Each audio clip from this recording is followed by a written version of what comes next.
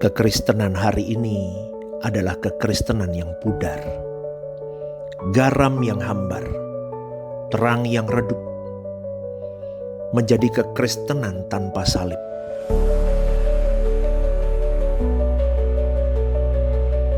Menyelimuti manusia tanpa kasih dan pengorbanan.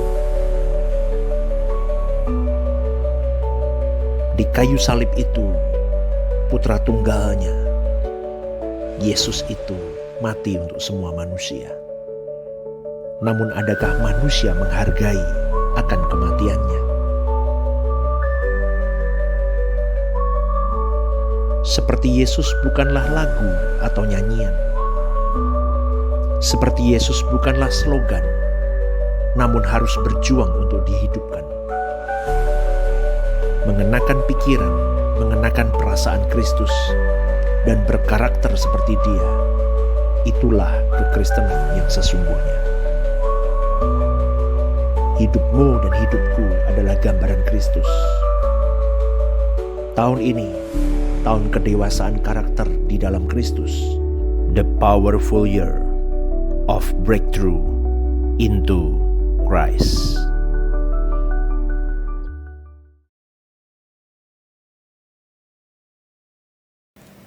Bapak Ibu yang dikasihi oleh Tuhan,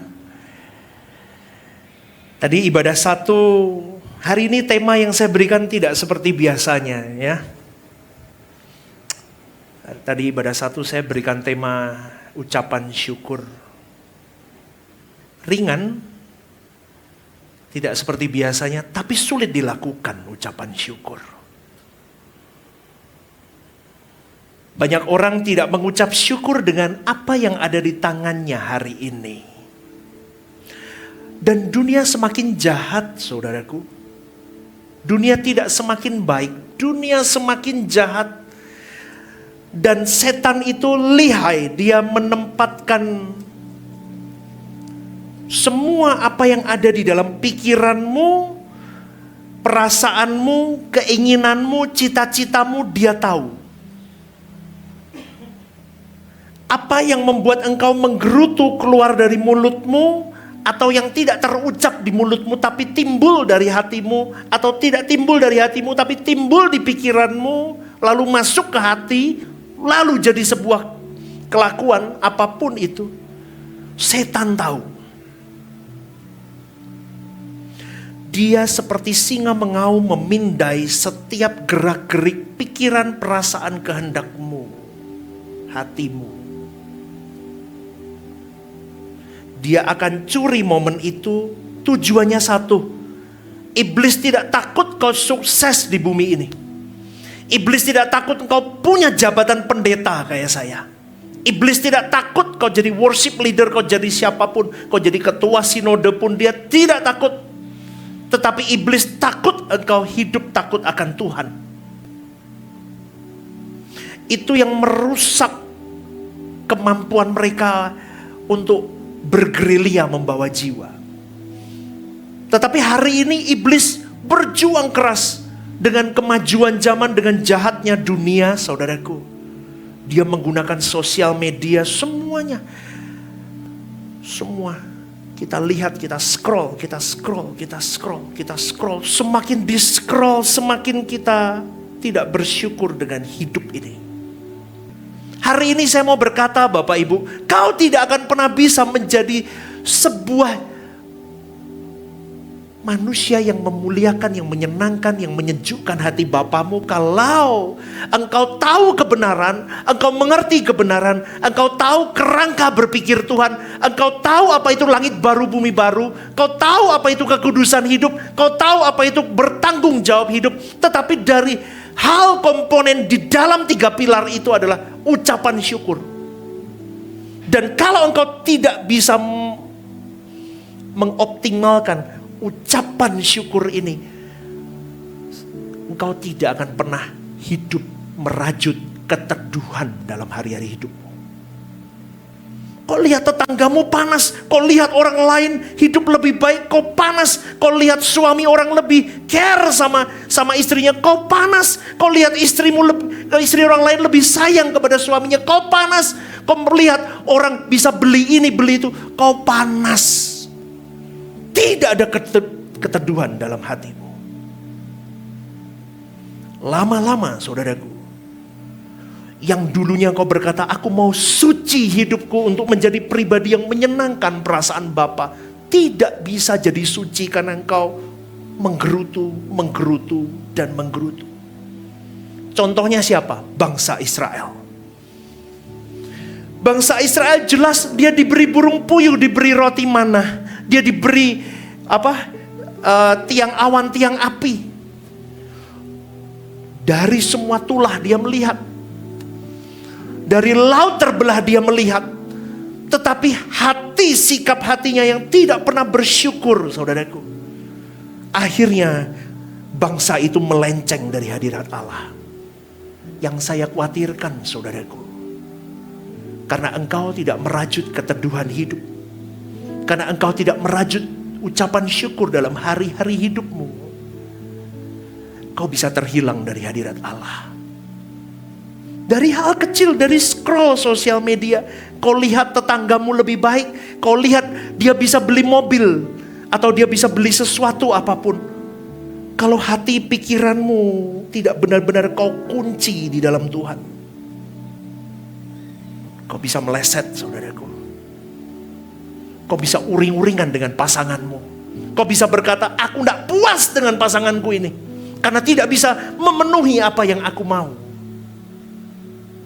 Betul nggak Bapak Ibu? Betul nggak Bapak Ibu?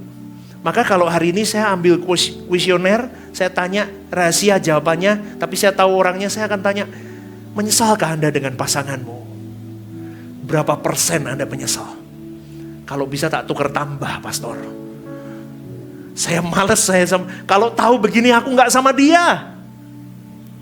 Mesemnya kok nggak enak begitu loh sama saya. Senyumnya kok rasanya, bener nggak? Anda kalau saya tanya, berapa persen Anda ingin tukar tambah pasangan? Pasti Anda kan ngomong, saya pengen tukar tambah deh, saya menyesal semua pasangan ini. Itu sebuah kemelesetan. Maka kau tidak akan pernah berjuang merajut taman bunga di dalam pernikahanmu, karena kau melihat rumput tetangga lebih indah. Saudaraku yang dikasihi oleh Tuhan, ketika engkau tidak bisa merajut keteduhan di dalam hatimu, ketika engkau tidak bisa merajut damai di dalam hatimu, kau tidak akan pernah bisa klimaks di mata Bapa. Percayalah sama saya. Saya ngomongin Anda bagaimana menjadi huios, menjadi apa? Kor kecil di dalamnya yang sangat berperan mengucap syukur. Banyak orang Kristen tidak bisa mengucap syukur. Bisa ngomong, bisa nyanyi, bisa nyebutin mengucap syukur, tapi ngelakuinnya gak bisa. Maka saya khotbahkan hari ini, ketika orang tidak bisa mengucap syukur, hatinya tidak teduh. Tadi saya berkata begini, gelombang di lautan bisa datang kapanpun. Angin besar bisa mengaduk-ngaduk kapalmu kapanpun. Kau tidak punya kemampuan untuk mengendalikan badai itu. Kau tidak punya kekuatan untuk mengendalikan badai itu. Tetapi kau punya kekuatan untuk engkau bisa berselancar di badai itu. Katakan amin, saudaraku. Kau harus bisa berselancar di setiap musim hidupmu. Kau punya Tuhan. Jadi kita harus mulai mengerti, dengan keteduhan itu kau menjaga hatimu ketika badai itu menerpa engkau, menggocoh dirimu. Badai itu mulai bergelombang, tambah besar, tambah berat, tambah tinggi. Maka engkau katakan kepada jiwamu, tenanglah hai jiwaku. Tenanglah hai jiwaku. Karena dengan keteduhan itu, kita bisa berselancar di gelombang kehidupan kita. Dan keteduhan seseorang itu tidak bisa dicapai dalam satu malam, saudaraku. Keteduhan seseorang itu tidak bisa dicapai dalam 1 minggu, 1 bulan, 1 tahun, tetapi dengan waktu yang lama. Pengalamanmu dengan Tuhan. Kalau lagu dulu ada bersamamu Bapa, tahu lagu itu? Ku lewati semua perkenananmu yang teguhkan hatiku. Engkau yang bertindak, apa lagunya? Memberi pertolongan. Anugerahmu besar melimpah bagiku.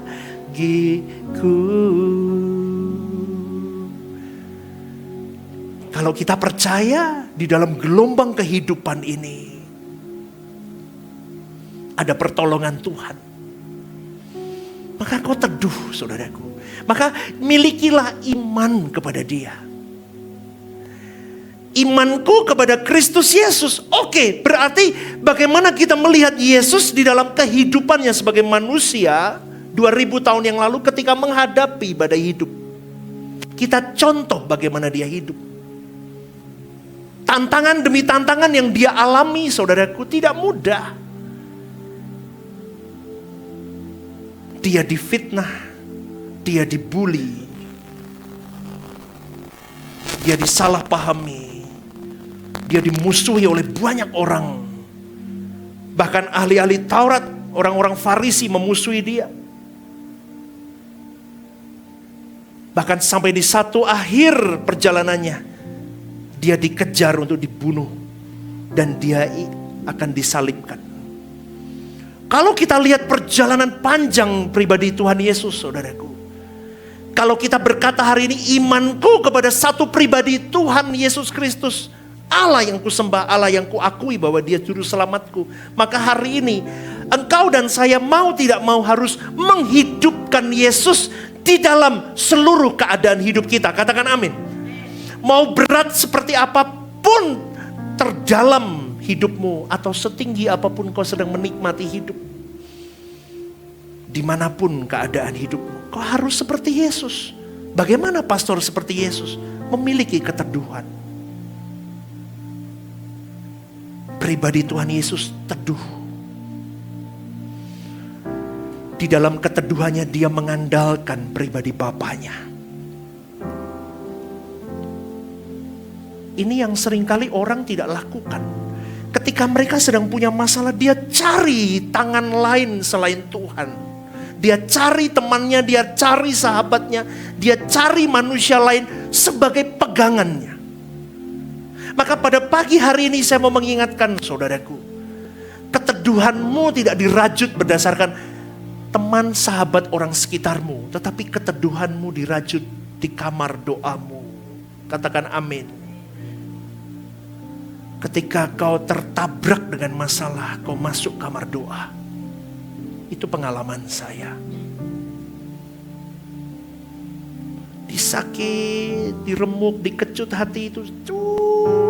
Ketika engkau disalahpahami orang, ketika apapun, masuk kamar doa.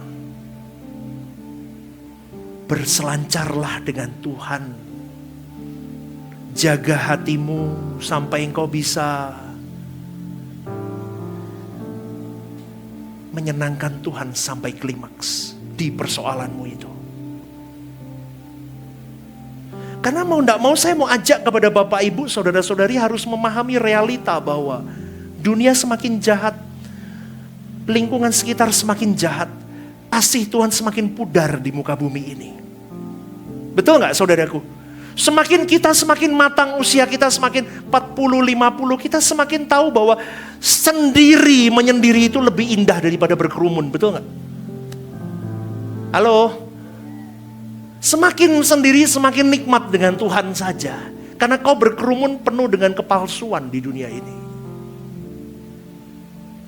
Penuh dengan kemunafikan. Kau lelah dengan itu.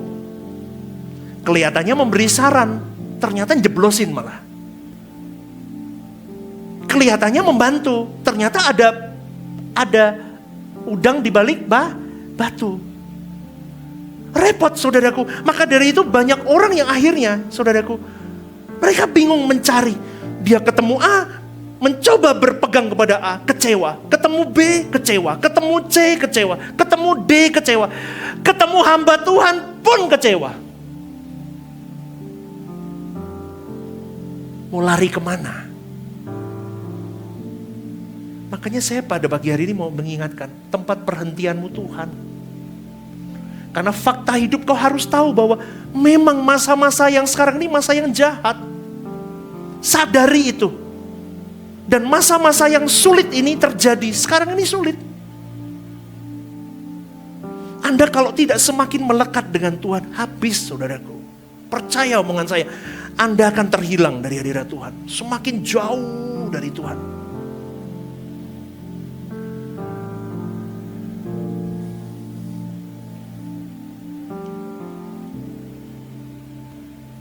Pahami dan terima realita bahwa kita sedang hidup di bumi yang sudah jatuh. Kita sedang hidup di dunia yang tidak ideal, yang sudah rusak. Maka sejatinya hal ini tidak memerlukan proses panjang. Seharusnya Anda memahami, oh ya udah, memang bumi seperti ini, manusia semakin jahat. Jadi ketika Anda terpuruk dan Anda kecewa dengan manusia lain, Anda sudah mulai mengerti bahwa memang keadaannya begitu. Kenapa saya katakan ini? Supaya engkau memiliki keteduhan di tengah badai hidupmu. Maka jangan cari manusia lain. Cari Tuhan. Cari Tuhan sampai engkau bisa menemukan Dia. Karena orang yang sedang bermasalah itu semakin mudah menemukan Tuhan. Amin, saudaraku. Semakin sulit hidupmu, semakin berat, semakin kau diperas dengan pikiran, perasaan, tenagamu, effortmu lebih untuk sesuatu masalah. Semakin kau menemukan Tuhan cepat. Maka Bapak Ibu, orang tua di sini kalau anak-anak sedang sakit, ya, sedang panas, sedang sakit atau apa, itu momen dimana dia diajak terima Tuhan secara pribadi. Anak-anak saya buat begitu. Ketika dia sakit, panas gitu ya, dia sakit gitu. Itu momen saya deketi dia, peluk dia, saya ajak dia terima Tuhan.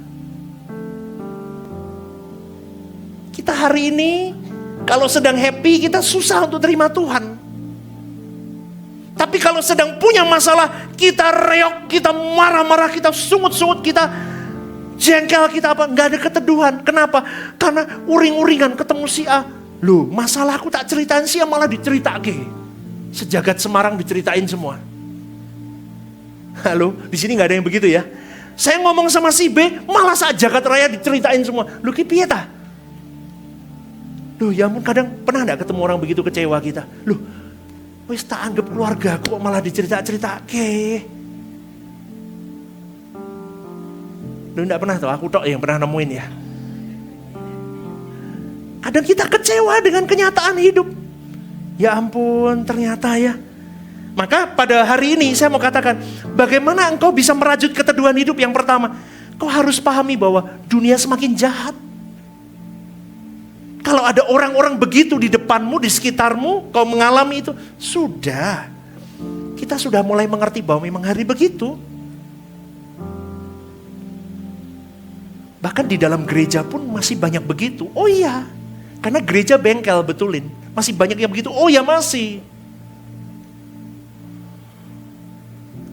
Dan untuk kita bisa keluar dari pergolakan hati, saudaraku, supaya kita punya keteduhan, kita harus nikmati damai sejahtera Allah yang melampaui segala akal kita. Yohanes 14 ayat 27 berkata begini, damai sejahtera ku tinggalkan bagimu. Damai sejahteraku kuberikan kepadamu. Dan apa yang kuberikan tidak seperti yang diberikan oleh dunia kepadamu. Janganlah gelisah dan gentar hatimu. Saya ulang sekali lagi. Damai sejahtera, ini Yesus yang ngomong, kutinggalkan bagimu. Damai sejahtera kuberikan kepadamu. Dan apa yang kuberikan tidak seperti yang diberikan oleh dunia kepadamu. Janganlah gelisah dan gentar hatimu. Jadi setinggi apapun gelombang hidupmu, saudaraku, yang kau alami hari ini, mungkin kau sedang, aku berat Tuhan. Aku berat. Aku tidak bisa menjalani hari hidupku. Aku tidak kuat, aku mau bunuh diri Tuhan. Aku mau menyelesaikan hidupku di bumi ini. Atau, udah deh Tuhan, aku gak mau urusan tentang Engkau lagi. Kau diam. Kau seakan-akan tidak pernah memperdulikan apa yang aku panjatkan di dalam doaku. Where are you? Di mana engkau? Aku lelah berdoa, tak kunjung ada jawaban. Saudaraku, dengar baik-baik. Semakin Tuhan diam berarti semakin Tuhan percaya kau bisa melaluinya. Katakan amin. Saya ulang sekali lagi. Semakin Tuhan diam, semakin Tuhan percaya kau bisa melaluinya. Disitulah imanmu kepada Yesus semakin terkristal kuat. Karena Tuhan sendiri berjanji, damai sejahtera tidak akan kuambil, kutinggalkan. Dan damai yang kuberikan tidak bisa dibandingkan dengan kedamaian apapun di bumi ini. Artinya apa? Semakin masalah itu ada, semakin Tuhan diam. Seperti hari Rabu kemarin, saya ceritakan tentang Abraham yang berjalan menuju ke Gunung Moria. Ketika Abraham mulai membangun mezbah dari batu 1, 2, 3, 4, 5 jadi batu. Ishak sudah diikat, diletakkan di atas mezbah. Sampai Abraham angkat pisau, menghunus, hampir menghunus. Tuhan masih diam loh. Betul gak saudaraku? Itu perjalanan hidupmu dan hidupku. Tuhan tahu kedewasaan iman seseorang. Semakin hari ini kau sulit hidupmu, semakin badai itu menekan kau, semakin Tuhan diam, semakin kau dipercaya Tuhan untuk kau bisa melalui itu. Katakan amin. Berikan tepuk tanganmu untuk Tuhan. Tapi banyak orang hari ini gak paham itu. Karena apa yang diajarkan selama ini, beriman itu dijawab Tuhan. Yes or no, Allah ngaku. Kalau belum dijawab doanya, kurang Sekarang saya balik di sini. Kalau kamu tidak dijawab doamu, semakin kau sendiri dengan Tuhan, semakin kau merana menjalani itu step by step, semakin kau beriman. Kebalik gak? Halo? Kebalik gak? Beda. Kalau dulu, kalau didoakan, terjadi apa yang didoakan, baru itu beriman. Kalau hari ini, ketika aku berdoa, Tuhan tidak jawab doaku, tetapi Tuhan minta aku mengikuti apa yang menjadi kehendaknya, dan aku menuruti kehendak Tuhan, tertatih, menangis, sampai nangis umbele keluar semua, sampai bertahan terus, sampai finishing well. Itu aku baru beriman. Berikan tepuk tangan untuk Tuhan. Ikut Tuhan itu berat. Kalau kau mau punya kualitas, kau harus bayar harga, saudaraku. Hari ini saya mau mengingatkan kepada kalian. Ketika hari ini kau bisa melangkahkan kaki ke gereja, bersyukurlah. Karena banyak orang-orang di rumah sakit itu hari ini sedang di sakaratul maut. Dia kalau bisa berteriak jiwanya, kasih aku kesempatan satu kali lagi, aku mau bertobat. Satu kali hari Minggu lagi. Ngerti gak saudaraku? Ngerti ya? Tapi orang-orang yang sehat hari ini tidak merasakan apa yang dirasakan orang di rumah sakit itu. Saya takut sekali setiap kali saya mau naik mimbar nih, saya takut saudaraku. Saya takut kalau saya tidak berjuang menghidupi kebenaran yang saya khotbahkan sendiri. Karena mau tidak mau keadaan dunia memang jahat. Anda masuk ke sebuah organisasi apapun, pasti Anda menemui orang-orang toksik, betul nggak? Betul nggak? Di keluargamu Anda menemui orang-orang toksik. Anda menemui ini dan itu, masih ada kesalahpahaman kecil. Belum lagi Anda menemui orang-orang yang mendendam. Kalau saya gampang, saya selesai, misal saya marah, saya ya Cici contoh ya. Udah 5 menit lagi santai saya. Udah lupa saya. Tapi ada orang yang tidak bisa. Itu akan dibawa terus. Saya kasih tahu saudaraku. Dendam, sakit hati, luka, semua itu.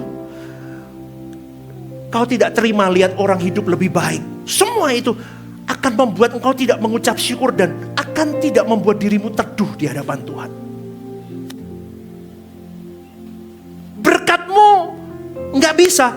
Coba kau ketemu orang mukamu mecucu, masem, medeni. Siapa yang mau bisnis sama Anda? Halo Bapak Ibu. Diajak ketemu mukamu. Ya shalom. Ya gimana? Ya bisnisnya. Mesti saya ngomong sama Pak Agus, Pak bejak mukanya. Mukanya gak enak. Males. Iki nek urusannya dawa suwi tahunan beden. Cak simpuan saya. Gak mau aku. Tapi coba kalau Anda penuh dengan happiness, mukamu ceria, masalah boleh banyak, nggak apa-apa, aku punya Tuhan. Gimana? Yuk, waduh, lambene legi siti ya toh. Betul nggak Bapak Ibu? Halo, manis so siti, oh ya, enak. Tapi saya ngomong begini saudaraku, apa yang keluar dari mulutmu itu meluap dari hatimu. Orang kalau tidak pernah bersyukur, dia sakit kepahitan lihat orang lebih baik, dia enggak. Bahasa Indonesia itu meri, Jawanya meri. Bokangguan sama orang. Bokangguan gitu apa ya? Ya meri kuwi. Iri, lihat orang kok lebih baik hidupnya, aku kok enggak ya. Suaminya kok iso luwih ganteng ya, kok bojoku elek ngene ireng ngene san. Wis ireng ngoceh ae ra duit jan ya. Bapak. Wis ireng elek ngoceh ra duit. Pengen tak tapuk sandal wong iki. Iya ndak? Ora kaya bojone kuwi lho, cacike itu. Putih, gagah, ganteng, sugih, dite akeh, mobil mewah. Bojone dibukake lawang iki boro-boro. Oh, mulai menggerutu. Timbul mulai. Halo. Nah, mulai ting.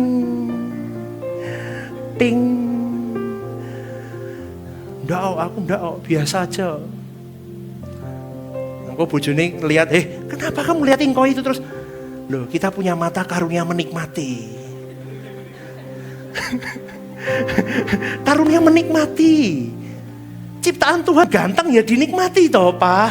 Papa cemburu? Enggak sih, tapi suaminya mulai ada benih. Tek, satu. Pasti enggak? Pasti dong. Tek, ada satu. Cret, luka sidik pasti ada, cret pasti. Diam lagi. Nanti lewat depan rumahnya, halo kok. Bojonya nyetir, kok berlebihan banget sih ini? Halo. Engkohnya sampai bingung. Oh iya Ci, sungkan sampai. Suaminya tek lagi. Lama-lama saudaraku, suaminya itu bisa bawa parang menyamperin kohnya itu. Keluar kamu. Ngerti nggak saudaraku? Bisa jadi meleset. Maka dari itu saya mau mengajak kepada kita semua, imani bahwa dunia semakin jahat. Anda harus tahu itu. Kalau hari ini pasanganmu sedang turun, drop, kurang, tugasmu membawa dia naik di hadirat Tuhan. Kalau satu kurang, tugasmu.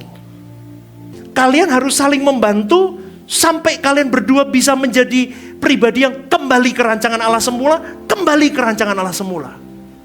Itu tugas pernikahan. Jangan lihat kurangnya. Kalau mau sempurna, suamimu sempurna, gak mau sama kamu. Percaya deh. Betul gak? Mawas diri, ngelo koco. Pasanganmu yang terbaik, sudah syukuri. Syukuri. Bejo sing ono gelem mbek kowe. Amin. Ya gak? Jadi kalau kita belajar begitu, kita cukupkan. Hari ini kok di tanganmu ada 1 juta, syukuri. Jangan lihat tetanggamu 100 juta. Tapi di 1 juta itu jadikan taman bunga. Jadi Bapak Ibu yang dikasih oleh Tuhan, kita harus mulai bijaksana. Kita mulai merajut hidup kita. Kita harus mulai meninggalkan sukacita dunia. Kalau engkau berjuang mau lebih untuk hidupmu teduh, kau harus meninggalkan kesenangan dunia. Sampai dagingmu tidak punya selera dengan dunia itu.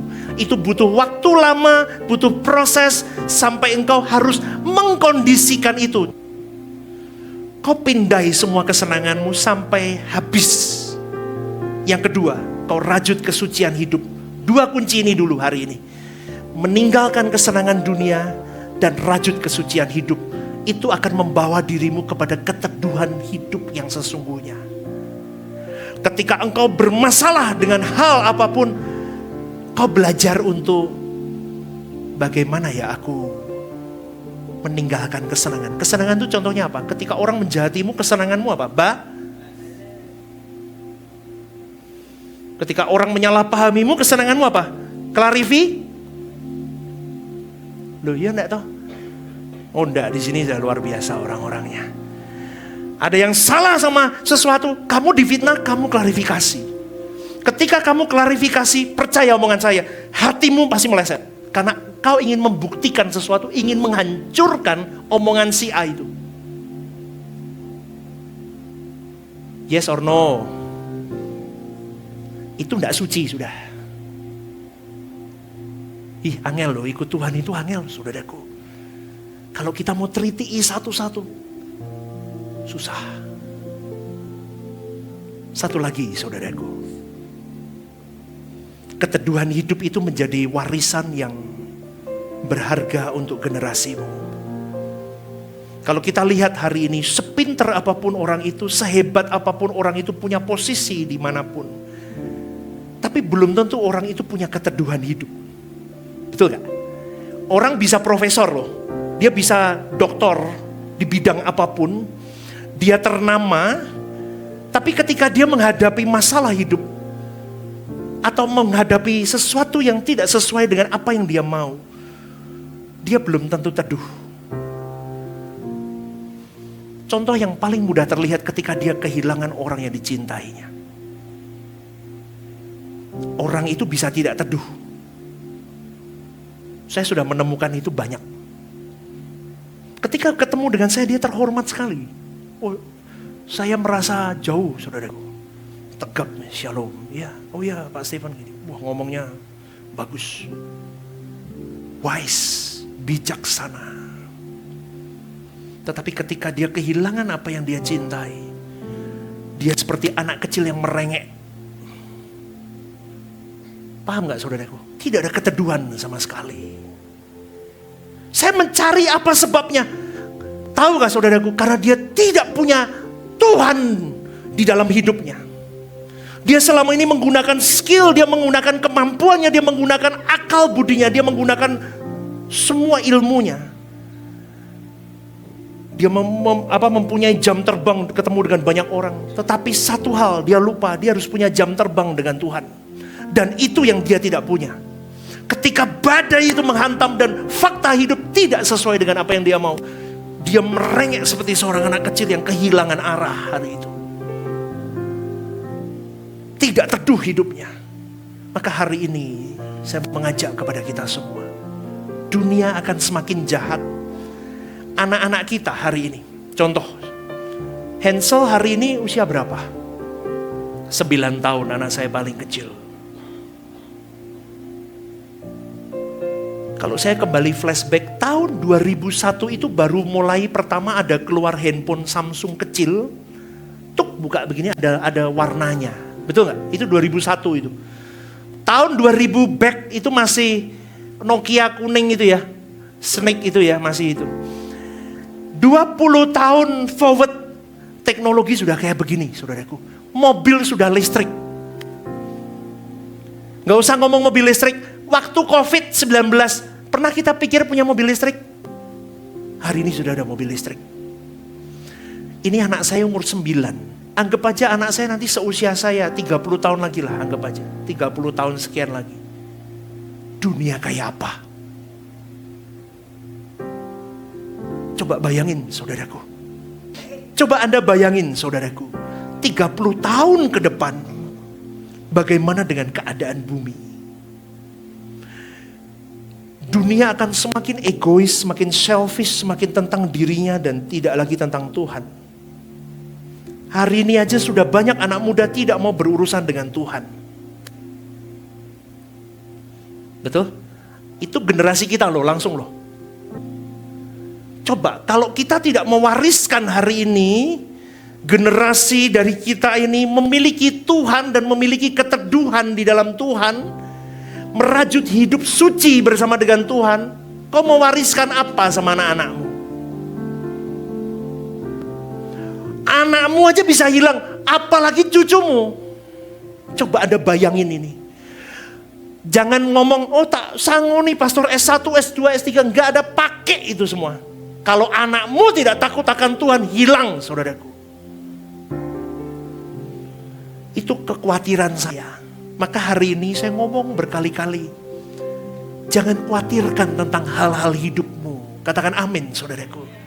Yang kau khawatirkan adalah bagaimana engkau memposisikan dirimu di hadapan Tuhanmu. Kenapa? Karena kau hidup tidak hanya kau hidup sendiri. Kau hidup dilihat banyak orang. Terutama anak-anakmu. Anakmu sedang melihat seorang mama, seorang papa yang katanya melayani Tuhan. Adakah ada perubahan hidup dalam hidupnya? Kalau enggak, anakmu tidak akan mau ke gereja. Dia muak dengan kekristenan. Dia muak dengan kekristenan, dia muntah lihat kekristenan. Hari hidup mama papanya tidak sesuai dengan apa yang ada diajarkan.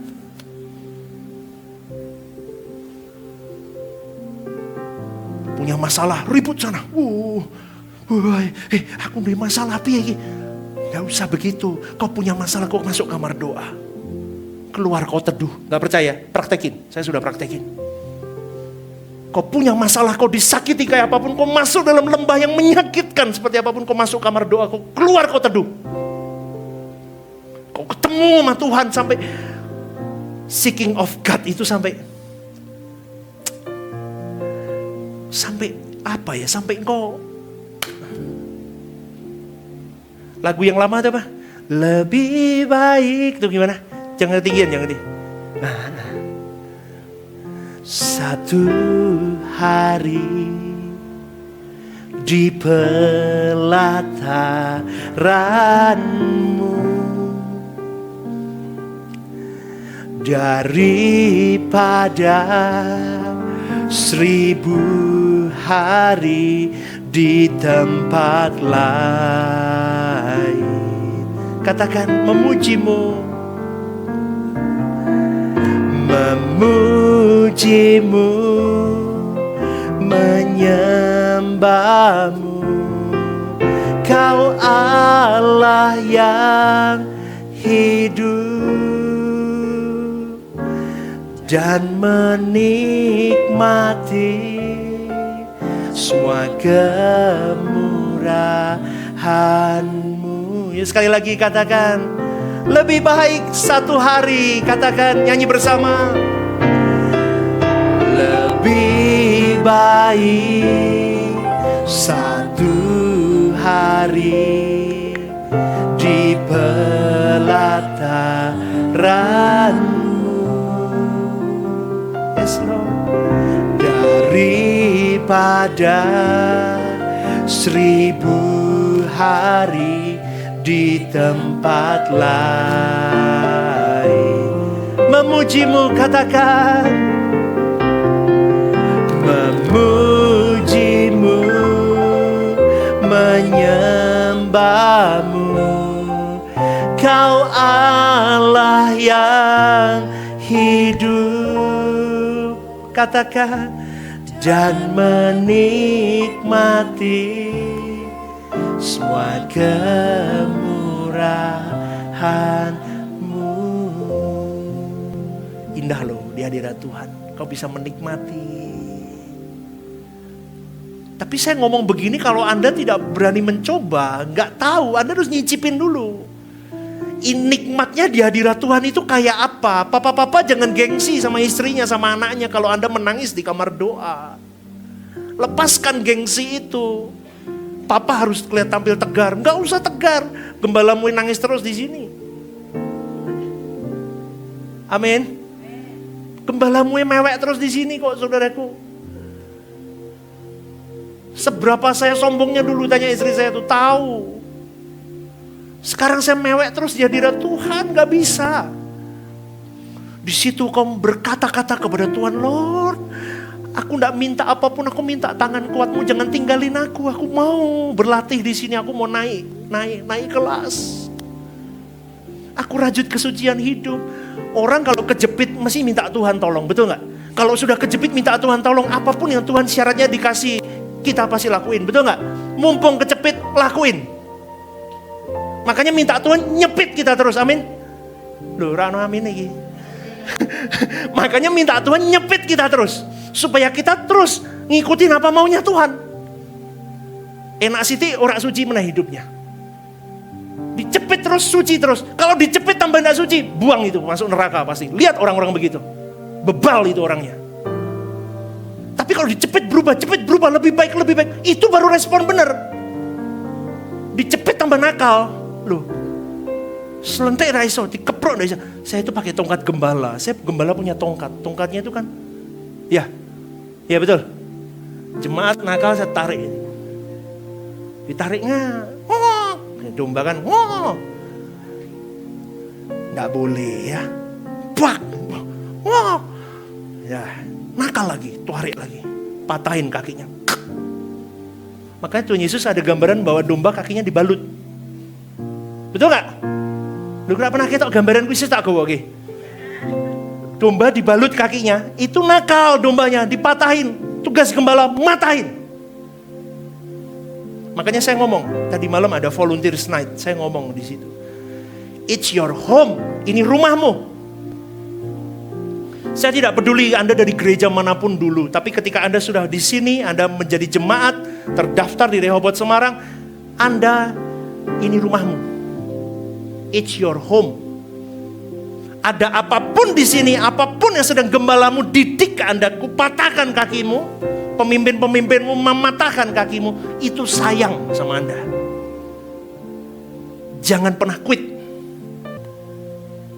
Nah, jangan, kamu sedang saya sabatkan, jadilah baik.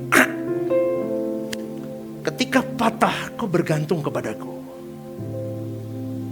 pada Tuhan. Bukan pincang tambah Melayu. Tuh kayak gimana, masih lari. Terus dibiak gigi, domba Melayu terus gini. Kakinya 4 masih lari. Coba bayangin Bapak Ibu. Macam-macam domba itu begitu. Ada yang kaki 4 tak tugel, Melayu terus. Apa yang bisa kulakukan selain ku sembelih ini domba? Ku sajikan kepada Tuhanku. Benar, saya kembalikan ke Tuhan. Lord, ku serahkan kepada Engkau. Aku sudah gak bisa. Amin, Bapak Ibu. Siapa yang mau jadi domba yang baik? Angkat tangan. Aku rada loh, Bapak Ibu. Siapa yang mau bersyukur dalam hidupnya? Angkat tangan. Siapa yang mau belajar merajut teduh mulai hari ini? Angkat tangan. Siapa yang bersyukur dengan hidupnya? Tepuk dadamu. 3 hal sebutkan dalam hatimu hari ini. Apa yang membuat kau mengucap syukur dengan hidupmu hari ini? Sebutkan 3 dalam hatimu sekarang. Kalau saya mau sebutkan sekarang, pertama, saya bisa melek. Biar, oh puji Tuhan, belum mati. Betul? Yang kedua, saya bisa khotbah, bisa menyelesaikan apa yang Bapa mau. Dan yang ketiga, saya bisa berkumpul dengan kalian. Itu satu hal yang membuat saya mengucap syukur. Bapak Ibu, yuk bareng-bareng cintai Tuhan lebih lagi. Amin. Yuk kita bangkit berdiri. Ibadah Rehobot Semarang ada di setiap minggu jam 8 pagi dan jam 10 pagi. Di setiap ibadah disertai ibadah anak. Dan setiap hari Rabu ada midweek service jam 6:30 malam. Hangout Club diadakan setiap Jumat, minggu pertama di Sekretariat Gereja jam 6:30 malam. Home Usia Indah diadakan setiap hari Jumat, minggu kedua di Sekretariat Gereja jam 4 sore. Ajak teman, keluarga dan relasi Anda untuk dapat beribadah bersama kami.